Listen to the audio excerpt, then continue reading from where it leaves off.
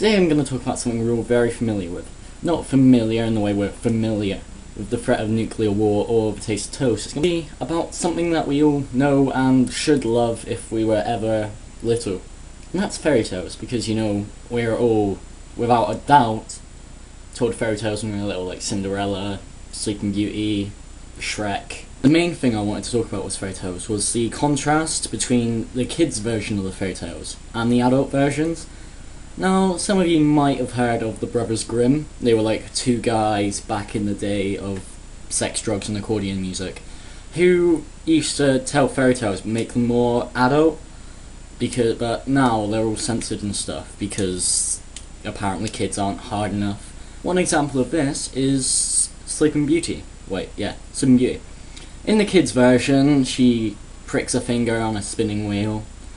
Falls asleep for 100 years, the prince comes along and he's a big, nice, beefy prince. He kisses her and she comes back to life. They get married, because that's not weird at all. In the adult version, the same shit happens, she pricks herself, falls asleep. Then the prince turns up. But instead of being totally manly and awesome and lush and all that good shit, he just rapes her.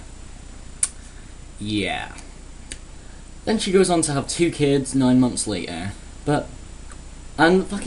She should have gone through the menopause, seriously. She's been asleep for fucking 100 years. 100 years! Oh. One of the babies sucks out the spindle when he's suckling on her finger, and she wakes up, realises she's been raped, and had 2 kids. Which, if she can still feel the effects after 9 months after being raped, something's wrong with her. More wrong than being asleep for 100 years, anyway. Pied Piper of Hamelin, is it? Hamelin? I don't know where the fuck the Pied Piper was, but he was a Pied Piper of some shit. And this town was filled with rats, and so they were like, yo, come here, get rid of all the rats. And the guy was like, yeah, sure, let's do it. He played his little pipe, got all the rats out, and then he wanted the town to pay him, but the town wouldn't pay him, so he kidnapped all the kids, as you do. I'm gonna sneeze. No, it's gone. So he kidnaps all the kids. Now in the kids' version, he just takes them to a cave and then they go and get the kids back. In the adult version, he leads them into a fast-flowing river where all the kids are washed away and die. Except for this one kid who couldn't walk properly because he was lame, and so he couldn't keep up, and so he didn't die. I don't know whether the point of that story is whether being disabled is good, or what. I'm going to end that conversation right there, because that's not going to end well on my part. Also, in the adult version, apparently the story has connotations of paedophilia. You know, a guy leading away loads of kids with a pipe. I can totally see that. I don't know the adult version of the story, but I think the kids' version is fucking retarded. And it's the Billy Goat's gruff, and you know, like, 3 goats on this field, and the field shit. So, over this bridge, there's a really nice, lush field of green and other shit. And so, the little one's like, I'm gonna go get some food. Walks across the bridge, a troll comes up, like, I'm gonna eat ya! And the goat's like, no! Eat my brother. Because, you know, I don't want to be eaten, just eat him, he's bigger than me. And the troll's like, yeah, fuck it, why not? Lets him pass.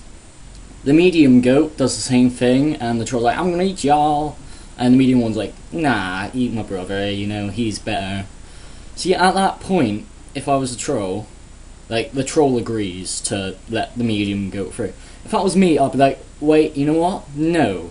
Your little brother went through, you're not fucking getting through, I'm gonna eat you, then I'm gonna eat him, and I'm gonna eat that motherfucker over there. But no, the troll lets him through. Then the big goat walks down, and the troll's like, I'm gonna eat y'all, because I'm fucked up and hungry. And the goat's like, nah. Twat. Headbutt. The troll falls into the water and is washed away. And then the big goat goes across the river to the lush field of his little brothers and eats the food, and that is the end of the story. See, to me, what I get from that is the point of the fairy tale is, the moral, is to pass the problem on to someone else and eventually someone will deal with it. I don't know if anyone else can see that in that story, but the little goat passes the problem on to his medium, the medium passes it on to the big one, and then the big one deals with it. That's not a good that's not a good idea to be passing on to kids. Kids should be taught to deal with it.